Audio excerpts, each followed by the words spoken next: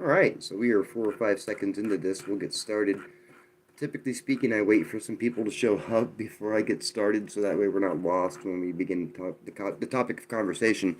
But for those of you who are watching this as it's recorded, we're going to talk about the 4 different types of therapy that are currently employed. Now, this means this isn't just herbal medicine. This is going to incorporate our allopathic medicine, what hospitals and doctors currently use.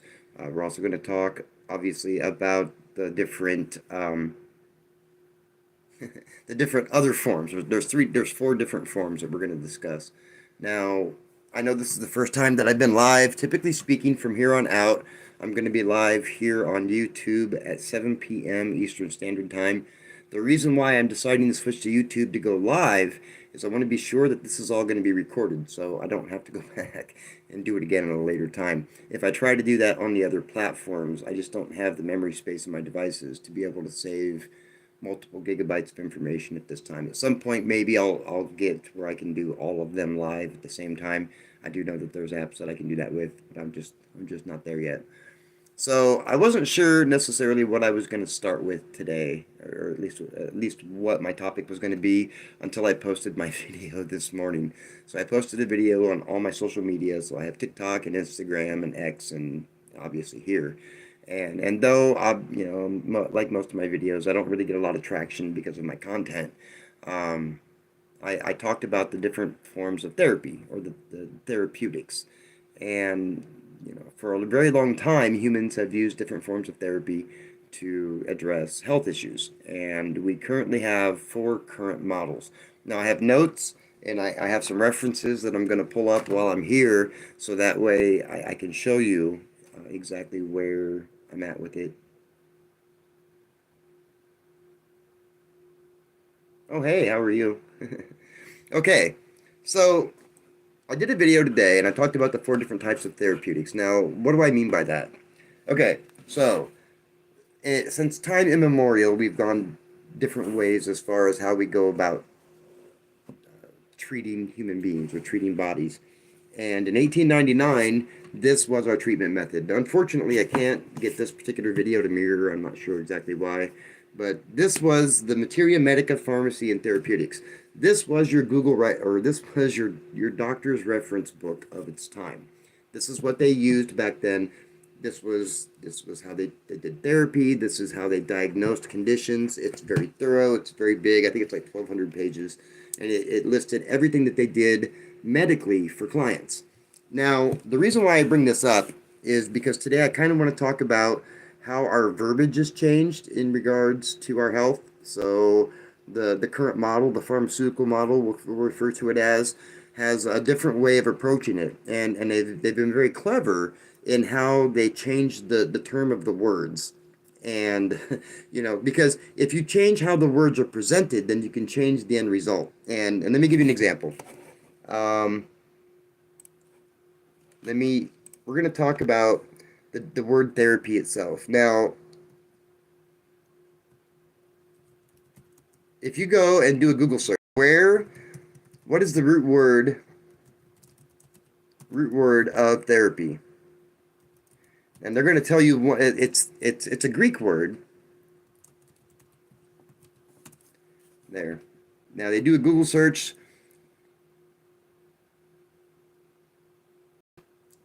You do a Google search and it says that the root term or the root word of uh, therapy is therapeuin, which is Greek, which means to attend to serve, or to take care of. That's what it literally translates into. Oh, hey, how are you? I'm sorry. I don't have time to read comments today. I have to stay on topic. If I don't, I will get sidetracked. So I'm not trying to disrespect you, but I get distracted very easily. So here's what they said when they this guy here, the gentleman who wrote the book, his name was Dr. Potter. What was his first name?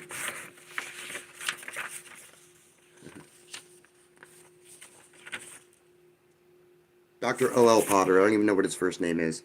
Um, he wrote this book, and in it he described what therapeutics is. Now, the current root form, if you do a Google search, it's therapeuin, which means to attend to or to serve.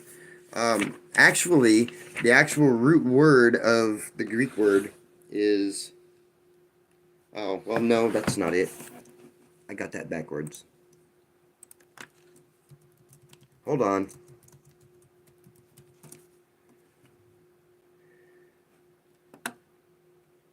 Britannica. The Britannica one called it something else. See, now they're making fire.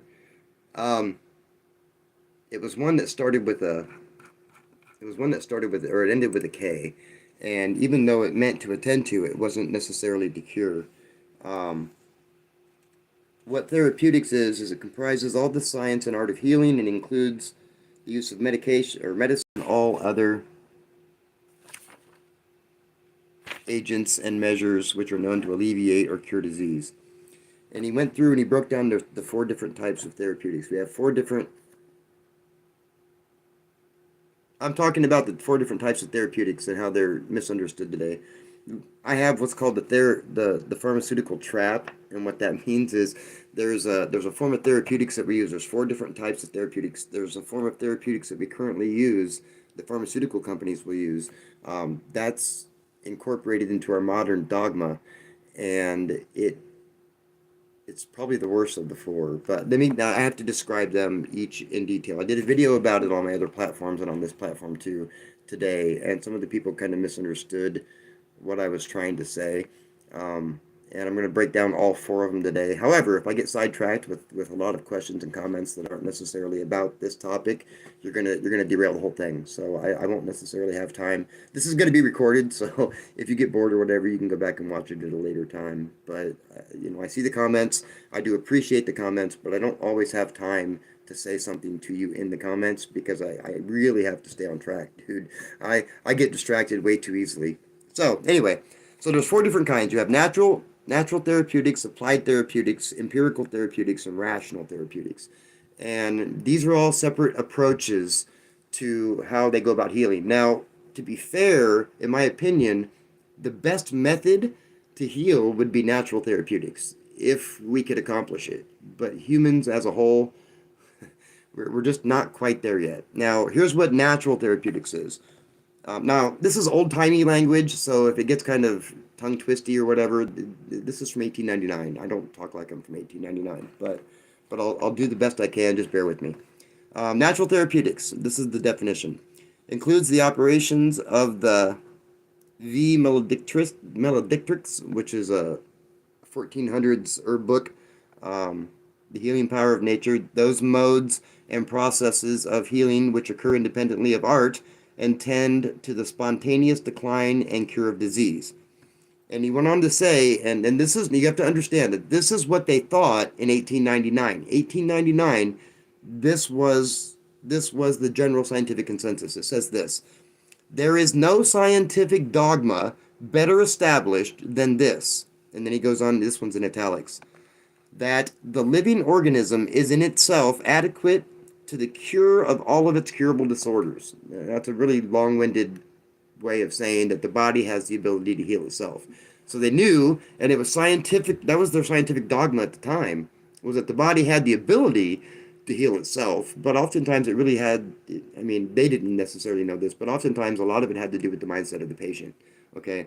So natural therapeutics, in my opinion, would be the ideal way to go, because then you don't need herbalists, you don't need doctors, you don't need any of that crap, right? You don't need to go drink tea, you don't have to do any of that stuff, because you've enabled your body to do the healing all by itself, right? Natural therapeutics means only using your body. That doesn't mean natural substances. And if you go over to my Instagram and look in the poll that I voted on, I have a feeling that a few of those people misunderstood and thought that I meant natural meant using herbs. And that's not the case, right? That's not what I meant by that at all. Natural meant literally just letting your body do what it does naturally. Now it's possible, and I'll prove it by the next statement, the placebo effect, right? So it clearly isn't the pill that cures the patient, right? When the patient takes the pill and all of a sudden they're miraculously better, their cancer is gone, their heart disease is gone, whatever it happens to be in that particular trial. Realistically speaking, the placebo effect, when it was being used in clinical trials, it isn't really anymore. They're phasing out the placebo effect, but it ruined 90% of clinical trials because People are thinking that they're getting the medicine that's making them better, and they were getting better. And when you spend millions of dollars trying to test a drug, and all of a sudden somebody took a pill that was a sugar pill, it wasn't even the drug you're trying to test, and they got better, then that makes it a problem, right? Especially if you're the pharmaceutical company, because you can't explain it away, but it's very obvious that natural therapeutics was the way to go. Now, there are some, I don't really want to say religions, but there are some sects, sects, that can utilize that. So your Buddhists, some of your Hindus, they can get into the meditation and the really deep core looking into themselves, right? And they do have the ability to heal, but I just don't think we're there as a the humans just aren't there yet. We're not there yet, right? Even though the placebo effect works in limited doses, it doesn't work for everything, as far as like one person. So we have to figure out a way to be able to harness that, so that way we don't need to do the herbs and the other stuff. Now, most people would agree that that's probably the best way to go, right? Natural therapeutics. Let's do natural therapeutics so we can heal everything naturally. But um, I don't know. We're just not there yet. Maybe eventually at some point we can get to a point, and that's where you get into that hippie woo woo stuff where you're talking about transcendence and the mind body connection and all that. But that also, the average person isn't really ready to start with that yet. Now the next one, that this isn't in order. I'm going to go kind of out of order because I have my favorite method, which we're going to talk about last, and then my least favorite method, which we're going to talk about third, and then I'm going to explain why I feel that that's the worst way to go. Now, the next method would be your rational therapeutics. Rational therapeutics means the use of remedies for reasons based on a knowledge of the pathological conditions present in the subject and the physiological action of the agent employed. So, in this particular instance, he's kind of describing that we're going to look at the patient first, right? Not just the symptoms, because there's more to it than just the symptoms. You have to look at the patient as a whole first, and then use the traditional knowledge that you have to start your healing process, or to start the therapy itself. Now, you're oftentimes going to find the best way to describe rational therapeutics would be like your Ayurvedic medicine, which your Indian medicine, and then traditional Chinese medicine. They really are the rational therapies. They do kind of focus on the patient first, and then they base off of traditional remedies that they've used over thousands of years. That's how they'll base their therapy. Now, the problem with that is that's kind of a slower process. Granted, they've had thousands of years to do it, and for a lot of people, they're going to go, well, it's just traditional Chinese medicine. What do they know? They know that they've been doing it for thousands of years and it works, right? Just because you don't have the scientists that you expect doing the research doesn't make it any less valid. It doesn't make the information any less useful. It doesn't make the herbs any less beneficial. But they don't just use herbs. With Ayurvedic medicine and traditional Chinese medicine, they don't focus on just herbal remedies, right? They're going to include like acupuncture or prana. In the case of Ayurvedic, that's more of the energy type of healing, and they're yoga. They're going to incorporate different aspects to the healing part. So the rational therapeutics is easily the second best of the group, but they're very reluctant to take any new scientific findings. Now, I'm the kind of person that if I see something new that's been discovered on a scientific level, that makes it more useful, right? Because now I have data, I have numbers, I have real laboratory results. I can see the stuff. I, excuse me, I can see the biochemical processes that are going on, which makes it. I mean, from a scientific viewpoint, it makes it more valid than what some guy said 3,000 years ago. Okay, so even though he said it 3,000 years ago, Hippocrates said a lot of things 3,000 years ago, but some of the stuff that he's done back then has proven out over time to not necessarily work quite the way he thought they did. Okay, so newer scientific evidence can kind of trump traditional knowledge because now I can see the numbers, now I can see the data, and that's what's important. Now, the third form of healing, this is our current pharmaceutical model, right? This is what I call the pharmaceutical trap. and it's called the empirical method. And I want you to listen to what it says. Now, you've heard about the rational method, address the patient, and then kind of figure out what kind of cure you're going to work. Here's what the empirical method is. And this, and to be fair, when in 1899 we were using rational therapeutics. That was how we were addressing our patients in 1899. It wasn't until 1906 and 1910 when the government got involved and started passing certain legislation where they started kind of demonizing the natural, because this book is filled with plants, right? They used plants in this book. This was our medical guide of the day, and they were using plants as their basis. And you might think that oh well, that was 100 years ago. They couldn't have been that very scientifically advanced. They were quite scientifically advanced. I challenge you, if you have a Kindle, you can go get this book, look up the Materia Medica, Pharmacy and Therapeutics from 1899 or before, and look at some of their chemistry. If you've studied any type of chemistry and you read it, I guarantee you'll be lost. It's very complicated. They were very pretty accurate for 125 years ago, more so than we would lead you to believe today. Do we have better advancements today? Have we gotten better over time? Of course we have. The technology's improved. We've been able to do better things, but this chemistry is still solid. They still use this chemistry today. They're still using a lot of the plants that are in this book today. As far as the pharmaceutical companies are still using these plants today as prescription drugs, right? They're doing it a bit differently though. They're able to extract specific compounds from the plants to use those, and they can patent the compound versus patenting the plant because they're not allowed to patent the plant. So the third method, I just lost my place. The third method would be the empirical therapeutics. This is a term applied to the use of medicinal or other therapeutical agents for the sole reason that they have been tried previously with successful results in cases apparently identical with the one under treatment. So, because you presented specific symptoms, okay, we're going to do this treatment over here. They look at the symptoms, not the patient, right? And then they base it off the remedy first and then look at the patient. And if that doesn't work, then they go to something else. And if that doesn't work, they go to something else. And if you think about it logically, that's what they do today. They don't base it off the patient. They don't look at the patient first. They ask your basics.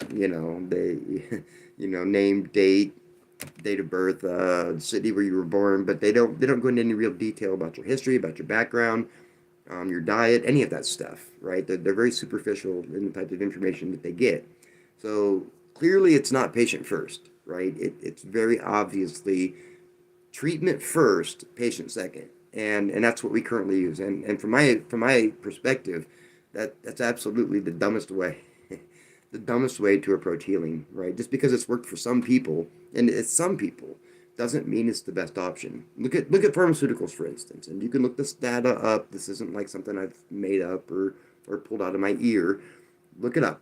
How many tested and approved pharmaceutical drugs suffer a post-market safety event?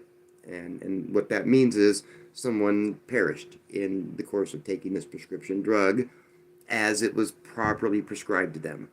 And you'll find that 32.8% of all pharmaceuticals have that, right? So 1 out of 3 of them suffer a post-market safety event.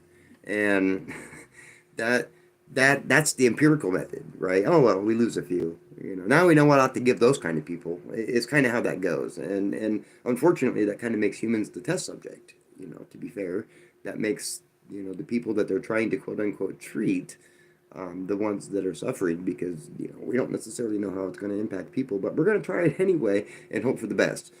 I'm not a fan of this method, right? And I went over to my Instagram and I was so very frustrated.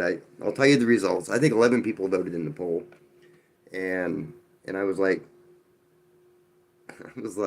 maybe not frustrated, but I was. There we go. All right. So it had 11. It had 11 votes, I think. Yeah, 11 votes. And in the poll, I said, which one do you think is best? Now, we're going to go over the last one, but there was actually somebody who said that the empirical therapeutics was the best method. And I'm like, are you crazy? Did you not watch the video? Because I kind of broke each one of these down and I said, this is how it works. So that was their favorite. The next one was natural therapeutics. That was the one that got voted the most. And I'm like, okay, while that's obviously the best method, clearly we're not ready as a human species to address or to at least jump into that form of therapeutics. Natural therapeutics is obviously the best method, but it's not, as far as active treatment goes, not viable at this point. Not until we can get more people educated, right? And a lot of the fact, the reason why the natural method isn't necessarily the best method is that people aren't necessarily educated in how natural healing works. So that's why my next episode of the podcast, I'm going to be discussing um, the truth about herbal medicine, holistic healing, holistic health, that kind of stuff. I'm talking about therapeutics today, and I'm live, so it'll be recorded. I can't get distracted too much because I believe I have ADHD. And if somebody asks me a question that's off topic of what I'm talking about, then it's going to derail the whole thing. So if you have any questions, you can contact me separately. I'm on Instagram, TikTok, X. You can message me through any of those apps. So third place in voting was the applied therapeutics. Now that's the last form of therapy, right? When you're approaching your client, whether you're a holistic healer, whether you're an herbalist, whether you're a doctor, the last form would be, in my opinion, the best. Now, applied therapeutics, I'll give you the definition, at least the definition as it sat 125 years ago. Definition of applied therapeutics embraces the application by art of agents foreign to the living organism, so agents don't, something outside of us, for the purpose of aiding nature to restore the body to a healthy condition. This is the one, applied therapeutics is the one that incorporates the other three into one. Okay, so like for myself, I'm a certified holistic and integrated health specialist, and this is where the integrated health comes in handy, or comes into play. For applied therapeutics, I recognize the fact that the body has the ability to heal itself, but I also recognize the fact that sometimes it requires an outside source. That would be an herb, that would be a plant, a mineral, whatever the body happens to be deficient in. But the first thing I address is the patient, right? I look at the patient first and I look at the entire history. So, for instance, when I do a consultation with a client, I'm pretty thorough in the questions that I ask because all of it's very relevant, right? So, you look at the patient first and you delve deep because there's more to it than just where they work. What kind of lifestyle do they have? Are they sedentary? Do you spend all your time looking down? Do you spend all your time on your phone? Do you spend, what kind of food do you eat? All of this stuff is very relevant. So it requires an outside source. So this is where you're going to need your herbs. Now, this is also part of where the pharmaceutical trap comes in because herbalists will fall into this trap all the time, and they want to do individual herbs, right? They're called single use herbs, and that's unfortunate, right? I think that's probably the worst way to approach herbalism because scientifically it's been established that if you use herbal blends, A, they're going to work synergistically together, and B, you're going to approach the situation from multiple angles. So with applied therapeutics, we're going to address the patient, figure out what the patient needs. Then we're going to focus our blend based off the patient, but we're going to use the latest empirical knowledge. Now, what do I mean by empirical knowledge? Well, realistically speaking, there are tons and tons and tons and tons and tons, thousands upon thousands of medical studies, laboratory studies, peer-reviewed articles, and meta-analysis articles that discuss herbs in the form of medications. Okay, so they break down the herbs on a chemical level. You have clinical trials where they've used herbs. They actually have herbs that they have figured out a way to patent. They don't patent the herb themselves, but they patent a specific blend for that herb, and then they'll use it. And they actually use the herb itself, right? They're not using a derivative of it. They're not just pulling out a specific chemical. They're actually using the herb. A couple of good examples: mistletoe, right? Mistletoe they've made 8 separate pharmaceutical drugs directly from mistletoe extracts, 8 of them. One of which is the #1 anti-cancer drug in Germany. That's the one that's the most used because it's shown to be the most effective, and it's fermented mistletoe. So you can look it up. It's called Iscador, Iscador, and you can get all the information on that you want. And it's mistletoe. Yeah, it's mistletoe, like what you hang over your head in Christmas. And then there's myrrh, like frankincense and myrrh. They brought him gifts of frankincense and myrrh. That's simply a resin. Well, another pharmaceutical company has figured out a way to patent the myrrh resin with the leaf combined in a specific formulation. And that particular product is called Mirazid, Mirazid, and that's used to treat specific STDs and other types of bacterial type infections, right? And it's a patented drug, but it's made out of those two. Well, they made it into like lotion, but essentially it's the herb itself that they used. So herbs are really, really used a lot in our current medicine, right? But they just kind of change the label a little bit, give it a different name, and you never know. Now, I by talking to my clients, I'm able to use their specific body, because I always say every body is different. I don't mean everybody is in one word, but every space body. Every single individual body is different. It's going to react differently to different stimuli. So even with traditional Chinese medicine and Ayurvedic medicine, something that may have worked 3,000 years ago, if there's newer science that shows that it will be more effective today, it makes more sense to apply it today. However, they're very reluctant to change the regimens, right? Because this is what they've been taught for thousands of years. Last one. Uh-oh. Last one what, Teresa? I'm sorry. The last one what?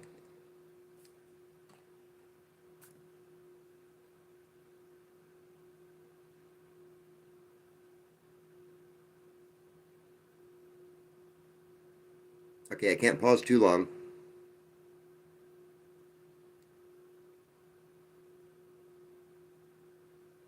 5, 4, 3, 2. I know it takes a while to type. I get it. After Iscador, Mirazid, Mirazid. That's made out of myrrh. It's just simply made out of myrrh. Um, and I don't know whether it's available or you can buy it over the counter or prescription. I think it's prescription only. So, I mean, it's a prescription only herb if you think about it that way. But that's only because of the way that's only because of the way it was formulated. So you could make it yourself. To be fair, it's really simple to make, but that's just me. Um, so of the four different kinds of therapeutics, it really seems to be, if we could find a way to incorporate applied therapeutics, and I wish more herbalists would do the same thing. Um, I watch herbalists on the other platforms. I'm friends with herbalists on the other platforms, and I never correct them, because I mean we've been taught a certain way. But if you go, currently they're teaching herbalism the same way that they're teaching pharmaceuticals, right? Single use herbs for single use purposes. Uh, it's a well known fact that every herb has multiple uses, right? Mistletoe isn't only good for cancer. It's an immunomodulator. It can help modulate your immune system. It's a heart herb. It can help modulate your heart. And what do I mean by that? It can, raise your blood pressure if it's low, lower it if it's high. It can help tone your muscles and your heart. It has a lot of different benefits. Every single herb does, So if you if you listen to some herbalists, they're like, oh, I don't have a recipe today. Oh, if you just you have a lung issue, well, just use Mullein, right? Herbalists will do this, and then go watch. Are you having lung issues? Just use Mullein, or even Barbara O'Neill does this. She goes, Mullein is great lung herb, right? For some lung conditions, for specific lung conditions. Overall, it's a pretty good lung herb, right? I mean, realistically speaking, as an herbalist, when I hear lungs, right, that's literally the first herb I think of is Mullein. It's hands down probably the best lung herb in the world. But there's other ones. You have lungwort, usnea, you have ginger, you have horehound, you have peppermint, or any of the mints in general. These are all good lung herbs. Plantain leaf, these are all good lung herbs. But it depends on what you're trying to fix in your lungs. What's wrong with your lungs? I do videos, and I'll post a video of an herb, and I'll say it's good for this, it's good for this, it's good for this. Studies have shown, studies have shown, studies have shown. And then people go, well, how do I use it? I don't know. I don't know how you use it, because I don't know what's wrong with you. I've never even met you, you know. So how can I logically tell you how to use it if I've never met you personally, if I've never even had a discussion with you? Because I listed 8 conditions that it's good for, but each one is going to be used a little bit differently depending on what you're trying to accomplish, and so and other herbalists will also fall into that trap, because I'll see in their comments that they'll answer those questions, and it's like, ugh, you didn't even talk to those people, you don't even know them, why would you say that? you know. So but that's just me though. I have a little bit different perspective on it. You know, I used to be a contractor. If you've ever done any type of construction, or if you've ever been a contractor, you'll know that it requires you to actually see the house before you fix it. Well, the body's the same way. You know, I don't necessarily need to see the body, but at the very least, I need to talk to you first before I can tell you how to use something. So that's another trap, and we have to kind of try to see if we can, as health specialists, if you really want to use the term, it makes more sense to educate our clients on this kind of stuff, you know, and point out to them. Not only that, we need to educate them on different ways to go about healing themselves. That's another part of applied therapeutics, is not only when I'm doing a consultation am I, addressing the issues, I'm also, giving other types of information in order to be able to enable the client, empower the client to continue on with a healthy lifestyle. To be fair, I'd rather you didn't come back, right?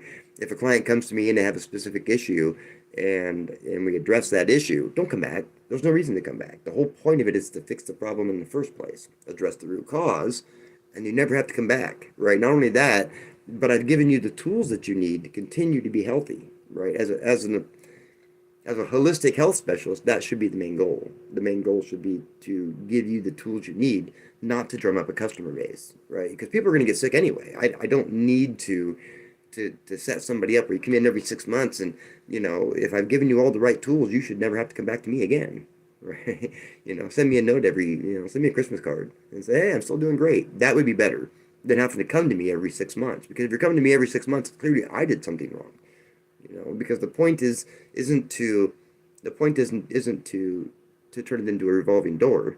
The point is to have the door only go two ways: come in and then go out, and don't have to come back in again. And if you're a practitioner, if you're something like that, I would appreciate it. If Do you disagree with me? Do you think I'm wrong?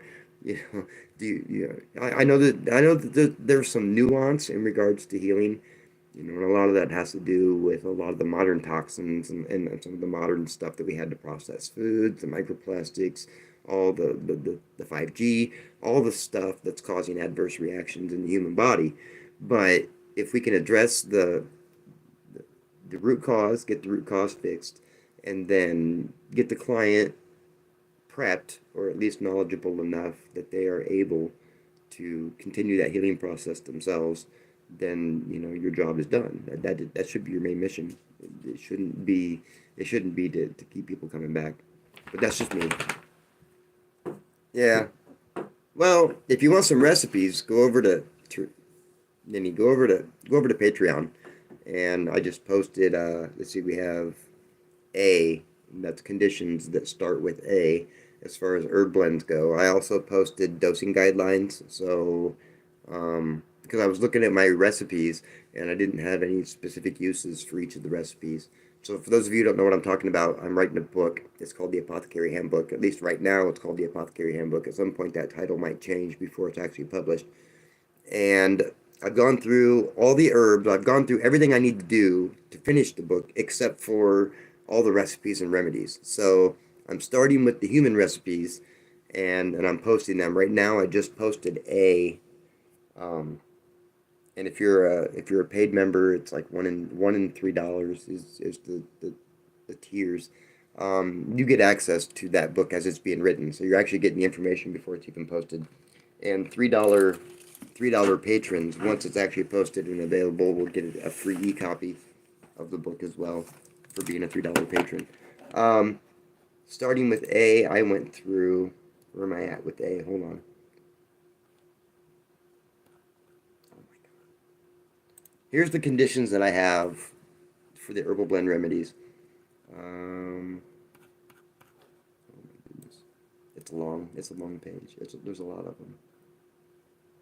There we go. We have. I talked about why herbal blends are important and why they work better than single-use herbs, and then we have endometrial ablation. Ablation is first. Abscesses. Abscess acid reflux, acne support, Addison's disease, AIDS, allergies, alopecia, Alzheimer's, anemia, angina, anxiety, arthritis, aseptic necrosis, Asperger, asthma, athlete's foot, autoimmune support. There's there's like 4 separate blends for autoimmune support. Avian flu, that's the last one on A. B, we have B and C. Actually, I'm putting B and C together.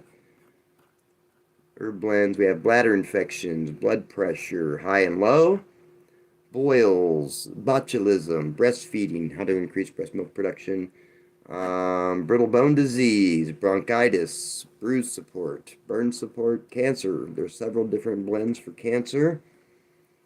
Go down. God, there's like 6 or 8. Canker sores, cardiomyopathy, cataracts, cerebral palsy, a couple different ones. Chagas disease, chickenpox, cholera, cholesterol, balancing, cluster headache supports, cold and flu support, colic support, colitis, conjunctivitis, and go on to some others. No, of course not. Herbal wise, I agree. Modalities like Reiki are a bit different. Do you think so? I think they should be included. That's part of the applied therapeutics. Now, the question was, herbal wise, I agree. Modalities like Reiki are a bit different. Do you think so? They are a bit different, but I think they should be incorporated into the actual therapeutic process. That's where applied therapeutics comes in. So, like with traditional Chinese medicine, they're including acupuncture and Qi and Tai Chi. Qi meaning energy, Tai Chi being their exercise. All of this stuff they incorporate that into their herbal blends as well, and it's like a total process. But they only use the stuff that they've used for thousands of years, and they very rarely update or evolve. They don't evolve very quickly. Um, Cindy is one of my $3. Actually, I think everybody watching right now are $3 patrons, so I appreciate you guys. Just so you know. So B and C should be posted here pretty quick, and then we'll do D and E and just go right on down the list. It depends on how many conditions I have. I think this one here is now sitting at 15 pages. A was 15 or 17 pages, I think. So not only do I have the herbs and what they're good for, I actually show you how to apply them. They even mention different modalities of healing in the book, so that way you have an opportunity to be able to look at different options like Reiki to include. Now, I didn't break them down on how to do any of them because, I mean, those would each take its own separate book or encyclopedia of books. But I did kind of give you the bare basics so you can go do some of your own research and try to apply this book with other modalities. You know, one of my videos that I'm going to be doing this week, I'm going to be talking about meditation and how beneficial it is. The good thing about meditation is you really only need one tool. You have to be able to do 2 things: close your eyes and breathe. That's it. That's what's required for meditation. If you can't do that, you got bigger problems, right? That's my perspective on it. If you can't do that, um, I'm gonna start redoing my podcast. It's gonna probably do Wednesday nights because Friday night people are outside. And of course my content being like it is hard to get traction. Um, I'll start doing those on Wednesday nights. The next episode is gonna be the truth about herbal medicine. I can't stop the brain chatter. I found out I was looking at it, and I'm pretty sure I'm neurodivergent because my brain never turns off. I'm constantly thinking about something. I hear people that can just sit there and not do anything, and I'm like, how the hell do you do that? I can't. There's absolutely zero chance of me being able to just sit there and think of nothing. Even when I go to bed at night, I have to be thinking of stuff, right? And I had to find creative ways and creative things to think about in order for me to be able to actually go to sleep. Otherwise, I'll just sit there and think all night, right? And unfortunately, I only sleep like 5 hours, sometimes 6 at most. 6 is like a lot. Sometimes I'll wake up tired if I sleep 6 hours, and and I just wake up naturally. Luckily, now when I was a kid, it didn't work that way, man. When I was a kid, when I was in basic training in Fort Benning, and and the fire alarms, we'd have fire drills, and the fire alarms would go off. It'd take 2 or 3 guys to get me out of bed because I slept right through that. It didn't even bother me. Now, if the cat coughs in the other room, I'm instantly wide awake, and so and in the morning, I never used to wake up to my alarm. I did snooze, snooze, snooze, but now. When that alarm goes off, then actually my alarm doesn't really even go off. I'm usually up 3 or 4 minutes before my alarm goes off. Either I've just trained myself that way as I got older, or maybe I just never really need that much sleep in the first place. But that's where that's at. Um, I think that I think that with the recent changes that should be coming, if RFK can get what he's looking to do, and if a lot of these talking heads on this platform were more informed and on health and medical stuff, that would help. There's guys like Tim Pool and Ben Shapiro. I don't necessarily watch them, but every now and then I'll pop in and hear what they have to say. And I heard Tim Pool once go, "We have the greatest healthcare in the world," and it's like, dude, you're dumb. And I didn't mean it like that, but it was like, dude, that you're just speaking out your neck. You clearly have not even done the slightest research. We rank at best 37th in the world in healthcare, and that's out of all 192 nations, 37th. So, um, you know, that's not good. We don't have the greatest healthcare in the world. And another study that just came out, they ranked the 10 toppest nation, the 10 richest nations. They was ranked. I think it was. I don't. It wasn't the World Health Organization, but some other organization that's probably just as lame. But out of the 10 richest nations, we ranked 10th. And in one of the statistics, the year before, we were the 11th place out of the top 10 nations in terms of our medical care. Um, and where we excelled at was in like administration and diagnostics. So we can tell you what's wrong with you, and we can bill the hell out of you. We just can't fix you, right? It's kind of how that worked out. If you look at the analytics, we were great at the administration and the paperwork part of it. We were great at the diagnostics part of it, but we really suck when it comes to fulfilling the part on our clients. And the other those talking heads that I was talking about, Ben Shapiro said the same thing. We have great healthcare, and it's like, man, you're an idiot. In regards to that, you're ignorant at the very least, because clearly we don't have the greatest healthcare, right? It's pretty obvious. And when you have the kind of money that they have great healthcare. They can afford it, right? But the average person, people like work in factories or the dollar store or whatever, they don't have great health care, right? They have really bad health care, in fact. They have to pay through the nose for it. They're misdiagnosed. They're given expensive drugs that don't always help. The health care is really bad. So to say it from a rich person's perspective, yeah, sure, I'm sure you have great health care. Or if you're on Medicaid, right? People on Medicaid also have great health care. They don't ever get their claims denied. Very rarely do they get their claims denied. Any type of surgery they need, they get it, right? Copay, what's a copay? They've never paid a copay in their life. They get free prescriptions, they get free checkups, they get free everything. Everything, all of that's free. They just have to show that little card, and it's all free. But the average person, you get the same type of surgery or you get the same type of treatment, you're paying tens of thousands of dollars for it.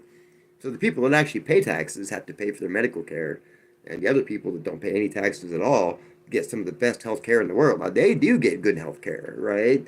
They get it. They get top of the line, and I'm sure the government gets charged really well for that, right? That's why it's a really big racket and a really big industry. Most people don't necessarily understand that's how Medicaid works either.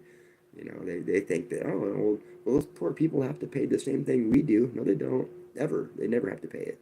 So that is a downside. And of course, by using the empirical method, you can keep people sick, right? You keep your clients sick and keep them coming back, and then you keep billing the government for these treatments, your statins and all the NSAID, well, not NSAIDs, but the statins and the psychoactive drugs that you have to continue taking after you've started.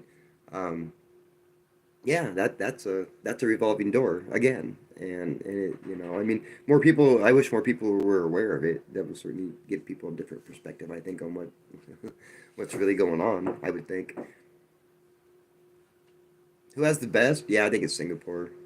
You know, I'm pretty sure it's Singapore that has the best healthcare in the world, right?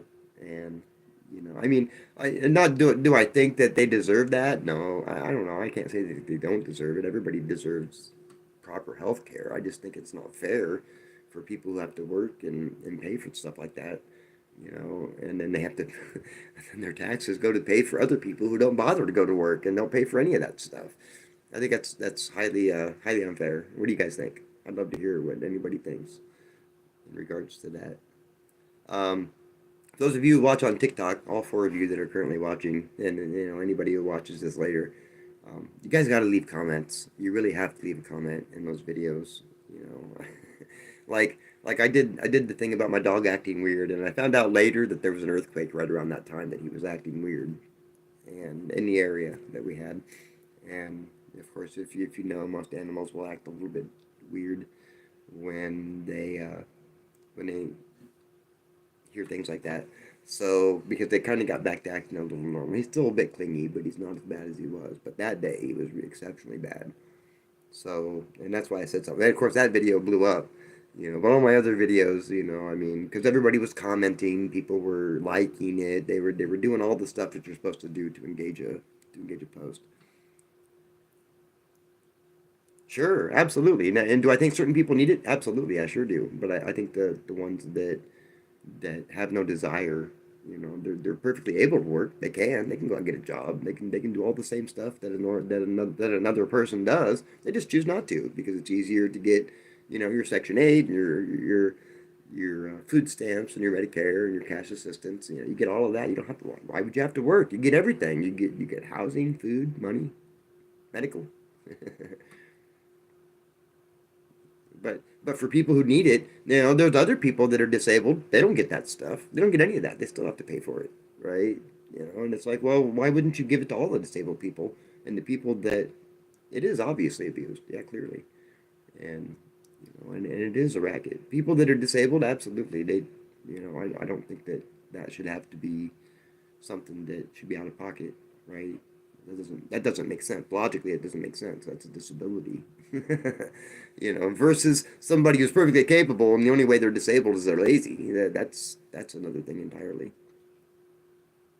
Of course not. The comment was she couldn't get anything until she was 18. So, yeah, that's how that works too. So, next podcast will be the one after that. I'm going to be doing. I think I said it was going to be. I'll make sure to mention it in the podcast. But the next one after that, I think I'll be doing spices out of your spice cabinet for the cold and flu season. So we're going to be talking about the spices that most people have in their spice cabinet and how they can utilize the spice cabinet directly, especially during cold and flu season. Most of the herbs in your spice cabinet are antiviral. They have a lot of very potent with like real science behind it. So we'll that one for that particular podcast. There'll be some recipes and ratios in there for you. Different ways you can use your spices. That's what I thought too.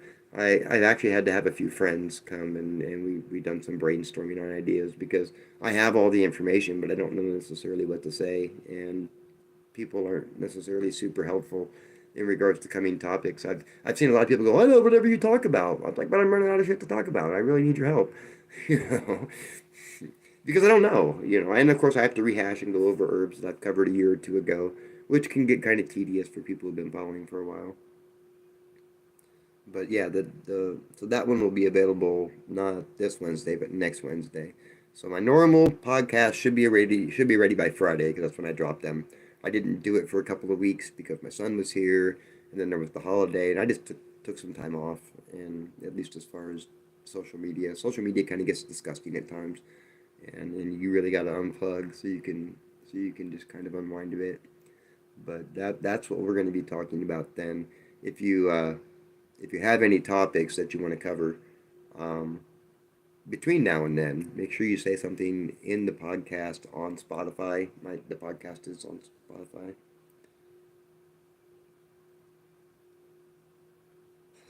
So Cindy says she doesn't get bored because you learn something new every time I recover things. It's kind of like rereading a book. I can read a book, the same book over and over and over again, and I always get a different perspective, or I hear something new, or I see something new in it that I didn't see the last time. So that's kind of, I guess that must be kind of the same way with my videos. So that's what we're going to be covering. The other thing is this month, this is January, okay. This month, I'm also going to be working on videos specifically for $3 patrons. So for you guys that are $3 patrons, we're gonna be doing the herbal coursework. I've been kind of getting together the criteria that I need. Herbalism 101. Now we're going to actually start applying the herbs. The good thing about it is I have the apothecary handbook to kind of use as a guide on what to learn and what to teach, and that'll be the start. So for you $3 patrons, those of you who've been sticking around and you're $3 patrons, you're going to be getting some extra special benefits here. We're gonna start the herbalism part of the coursework, of the natural healing coursework. Obviously, I got sidetracked with the book and trying to keep up with the videos and the divorce and all that other crap, but um, that's what I'm going to be working on right now. I'm currently working on the outlines and how I want to start them. We'll probably keep them at about 15 minutes of video, and they will only be available on Patreon. So those people who actually want to learn how to apply herbal medicine to their daily lives, guess what? You're gonna have to cough up $3 a month to get that. Because I mean, I can give a lot of stuff for free, but come on, people. How much free information can people give? How much free stuff can you take? I guess would be a better question. So, you patrons that are there, I definitely appreciate every single one of you. You guys help a lot. Um, I probably might end up having to get a different microphone for the podcast. That last one came out really bad, and I have a friend who's going to come over. He's a friend of my son. Um, yeah, right. I like free stuff too, but to be fair, I mean, when it comes to this kind of stuff, people pay coursework money for this type of information.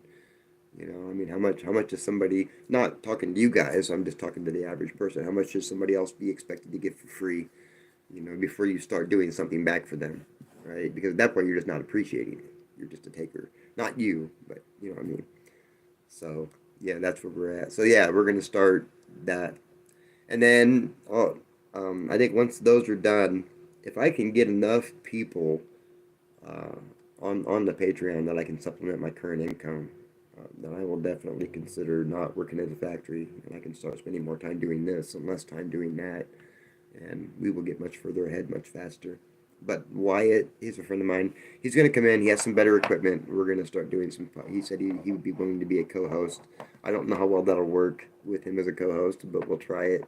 But at the very least, he's willing to help with video production, and he has experience with that. He currently does that for a living, and you know, so that would be a good experience for him, and he can use it on a resume, and it'll be great for me because it'll help me be able to build my social media platform. So that's where we're at with that. I should also have some how-tos this month too. The apple cider vinegar is coming along well, and it'll be hopefully we cross our fingers. Hopefully in about a week and a half we can strain it and get to the second part of the apple cider vinegar part. But it's going pretty nice. So no mold yet. Cross your fingers, no mold. So I do appreciate everybody who stuck around tonight. These are going to necessarily be shorter, right? Let's be real. People don't have an attention span. I doubt anybody's going to sit for 53 minutes and watch this anyway. But if you did, if you lasted this long, leave a comment, and I'll certainly applaud your fortitude. Remember, next Sunday night we will be here 7 p.m. same time Eastern Standard Time. We'll go live, and next Sunday night I am going to be discussing cold and flu remedies. So that's what we're going to have for people that are looking for it. It's the time of year for doing it, but we're not going to necessarily use herbs from the spice rack. So I do appreciate everybody who watched tonight. You guys have a great night. See you next time.